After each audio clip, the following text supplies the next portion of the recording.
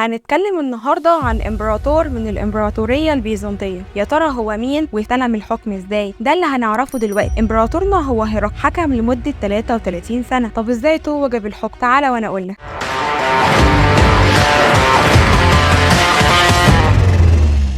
في عام 608 تخلى هرقل الأكبر والده عن دعمه للإمبراطور فوقاس، فأرسل ابن عمه الأصغر نيكيتياس فملكها بحلول عام 609. وفي نفس الوقت أرسل ابنه الأصغر هرقل في أصول صغير إلى العاصمة عن طريق صقلية وقبرص. وقبل وصوله للعاصمة تكلم مع أحد قادة الجيش مخططا إطاحة الحاكم القائم في المدينة، ومن هنا توج إمبراطورا فور وصوله، حينما التقى هرقل بفوقاس بعد مقتله فأمر بتقطيع رأسه. بالتحديد 10 أكتوبر 610 ميلاديا توج هرقل للمرة الثانية في كنيسة القديس اسطفان داخل القصر الإمبراطوري في العاصمة، وهنا رسميا بدأ عهد هرقل بالملي. قامت في عهده العديد من الحملات الحربية، منهم في العام الذي توج كان جيش الإمبراطورية الساسانية قد بلغ قلب بيزنطة في الأناضول، وكان هرقل المسؤول الأول عن إصلاح سياسة الدولة وتعبئة الجيش ومحاربة الساسانيين اللي هم الفرس. وانتهت الجولة الأولى من المعارك بهزيمة الجيش البيزنطي، ولأن الدولة البيزنطية محصنة كويس قدر هرقل يتجنب الهزيمة الكاملة، وعقد صلح مع الدولة الساسانية وقبل ضريبة سنوية كبيرة. بعد أن أبدأ إصلاحاته في الجيش والمدينة أطلق حملته العسكرية المضادة في آسيا وأرمينيا، متوغلا في أراضي الدولة الساسانية ومحرزا نصرا نهائيا في عام 672 ميلاديا في معركة سميت نينوى، التي مهدت لمعاهدة السلام عام 629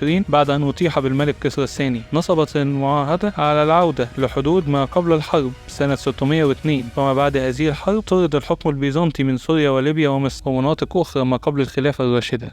الحياة العسكرية، يا ترى الحياة الدينية كانت عاملة ازاي؟ تعال نشوف مع بعض. كان هرقل من القوى الدافعة لنشر المسيحية في البلقان، كمان حاول يصلح الصراع الحاصل بين المجتمع والكنيسة حول مجمع خلقدونيا، إلا إنه فشل في ده. طب يا ترى إيه هو أصلا الصراع ده؟ وإيه أصلا مجمع خلقدونيا؟ ده اللي هنعرفه دلوقتي. عقد المجمع بس رفض قرارات مجمع إفسس الثاني من قبل بابا روما والأساقفة في مجمع خلقدونيا، مما أدى إلى ابتعاد الكنائس المشرقية اللي هي القبطية والأرمنية والسريانية عن الكنيسة الرومانية، ويعرف بالمجمع المسكون. ترى اهتم بالدولة بالداخل زي ما اهتم بحروبها؟ اهتم، وكان نتيجة الاهتمام ده الانتصار بالحروب. طب وازاي اهتم بيها؟ هقولك انه قسم الامبراطورية اقاليم عسكرية واعاد تنظيمها وفق نظام الاجناد او الثغور.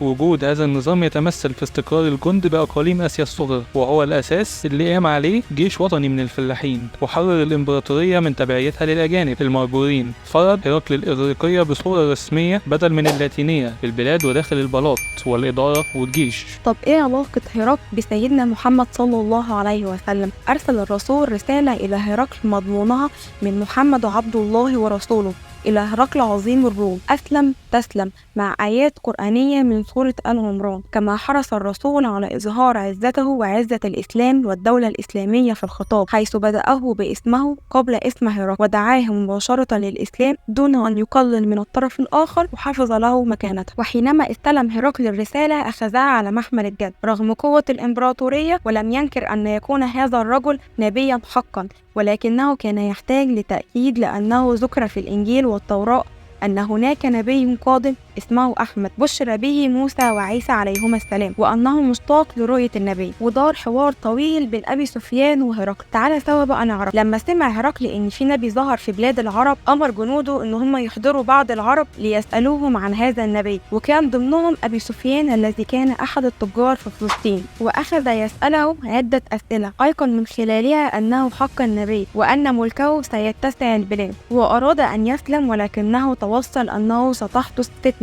وكانت هناك اتجاهات في البلاط الملكي ترفض الإسلام، ومن يتبع الرسول كان عليه أن يغامر بملكه. ووقتها بقى وازن بين ملكه والإسلام، أي بين الحياة والموت. في نهاية الأمر اختار الملك، ولكن ليس بسبب الملك، ولكن لأجل الفتنة التي كانت ستحدث. وبس يا سيدي، بعد ما عرفنا قصة هرقل مع النبي صلى الله عليه وسلم، تعال أقول لك إن هرقل توفي بعد أن حكم 32 عام، وكان عهده نقطة تحول في تاريخ الإمبراطورية الرومانية الشرقية من الناحيتين الحضارية والسياسية. وإذ انتهت مرحلة روما وبدأ العهد البيزنطي الذي اتخذ روما مثالا له في الحكم والإدارة، واعتمد الثقافة واللغة الإغريقية والمسيحية والأرثوذكس دينا ومذهبا. كده تكون انتهت حكاية عظيم الروم. حكيت لك واحد من أعظم الملوك الرومان. سلام.